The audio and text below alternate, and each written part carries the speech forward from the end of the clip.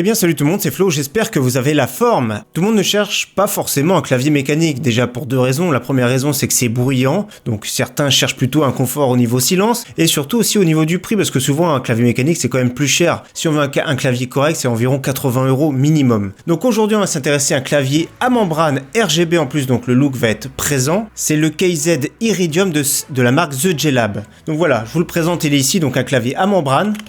Vous avez vu la différence, c'est beaucoup moins bruyant. Donc on va faire un tour, c'est un clavier qui coûte moins de 40 €, donc plus réservé pour ceux qui ont moins de budget, mais aussi pour ceux qui cherchent un clavier qui est pas trop bruyant, et c'est vraiment le cas ici. Donc on va voir ça en test, allez, c'est parti.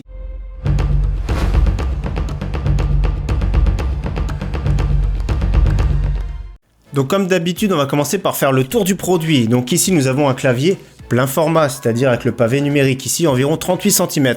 Le poids c'est beaucoup plus léger qu'un clavier mécanique, ça fait longtemps que j'en ai pas eu entre les mains, c'est environ 800 grammes, donc un clavier mécanique c'est minimum 1 kg maintenant. Il est pas trop grand, les dimensions plutôt compactes, ça c'est vraiment très bien, parce que moi souvent je joue avec la souris assez proche, donc on a tendance à cogner dedans, c'est pour ça que moi j'ai un clavier sans pavé numérique d'ailleurs. Donc les touches, ça ressemble vraiment des touches à un clavier mécanique, elles s'enlèvent d'ailleurs, on voit très bien ici que ça s'enlève, et voilà on peut les remettre. Donc voilà un look mécanique, c'est pour ça qu'il y a beaucoup qui annoncent un clavier semi-mécanique, mais ça n'existe pas, c'est soit membrane soit mécanique. Quand ils disent semi-mécanique, c'est le look. Les touches ont un revêtement soft touch, vraiment très agréable à prendre en main. Au niveau du bruit, je vous fais écouter tout de suite le bruit, on va écouter comparativement à mon clavier mécanique. Et le clavier mécanique. Il y a quand même une différence. En plus de ça, mon clavier mécanique, c'est un des moins bruyants qui existent, c'est des raids, et en plus de ça, j'ai des petites rondelles, donc des O-rings, des petites rondelles au caoutchouc pour amortir le bruit. Donc franchement, au niveau du confort auditif, on est vraiment pas mal du tout. Donc on continue de faire le tour de ce clavier, on va regarder derrière ce qui se passe. Donc voilà, on a un clavier plutôt en plastique de qualité correcte, il n'y a rien d'exceptionnel, mais voilà la qualité correcte. Les caoutchoucs, il y a 4 caoutchoucs qui agrippent très bien ici sur notre bureau.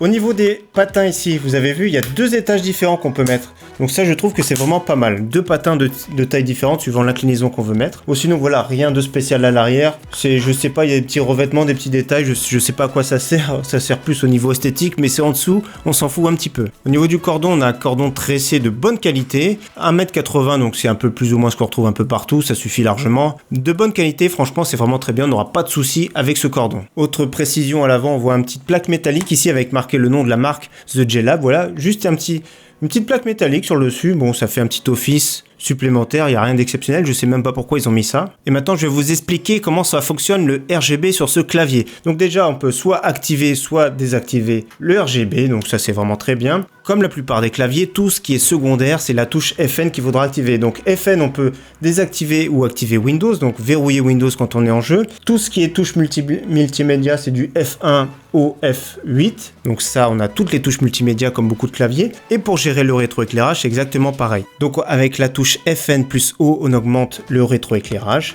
ou on le descend. À gauche, on va moins vite au niveau du balayage et à droite, on va plus vite. Et ensuite, il y a plusieurs combinaisons possibles avec FN plus 1, FN plus 2, FN plus 3, FN plus 4, FN plus 5, FN plus 6 et plus 7. C'est vraiment un rétroéclairage complet sur chaque touche, donc c'est pas vraiment une couleur allouée à chaque étage, comme certaines fois on voit, par exemple la rangée du haut c'est du rouge, la rangée du bas c'est du bleu, etc. Là franchement c'est du balayage complet, donc RGB complet. Alors c'est très bien, mais voilà, c'est annoncé comme un clavier gamer, donc voilà, quelle sensation on a en jeu. Bien sûr, je l'ai testé en jeu, donc voilà, ça m'a fait bizarre parce que ça fait quand même des années que je me sers des claviers mécaniques. Alors la différence vraiment avec un clavier mécanique, hormis le bruit qui est vraiment beaucoup plus silencieux, c'est qu'avec un clavier mécanique, on a l'impression de voler sur les touches. Ici, on n'a pas le rebond, le ressort d'un clavier mécanique. Ça reste correct, mais voilà, on enfonce plus les touches, on a plus l'impression d'enfoncer, et on n'a pas ce petit retour. Après, on s'habitue très vite, mais en jeu, ça ne change vraiment strictement à rien. C'est pas avec un clavier qu'on va être plus ou moins performant contrairement à une souris. Donc voilà, celui qui a un petit budget, c'est vraiment très correct ce type de clavier. Alors bien sûr, ce clavier coûte une quarantaine d'euros, vient juste de sortir. Il y a d'autres concurrents sur le marché qui ressemblent, par exemple le Klim Chroma. Donc j'ai vu quelques promotions récemment, dernièrement, je crois que c'était sur Material.net, il était à 35 €. Donc